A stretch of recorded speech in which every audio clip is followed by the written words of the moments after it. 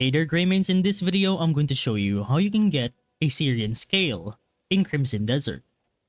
Now there is only one location where you can get Aeserion Scale, and it's over here to the Serpent Shrine, which is all the way here to the south of the entire map, right between Demonis and Elysia, as you can see over here.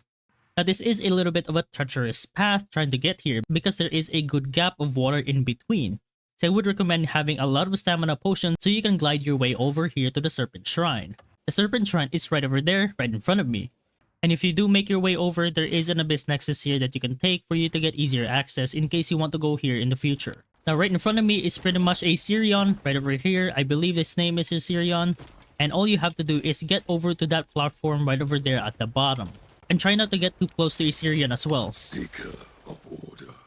Alright, now once you've made your way over to the island, you are going to find these scales right here scattered about on the ground. Now for you to get this Aeserion Scale, make sure to use your action hand, target over it, and then seal it inside your cuckoo pot. And there you go, you got the Aeserion Scale. And because Aeserion Scale is a necessity for maximizing out your weapons to their final refinement level, you are going to need to hoard as much of these scales as much as possible. And that's pretty much about it on how to get Aeserion Scale in Crimson Desert.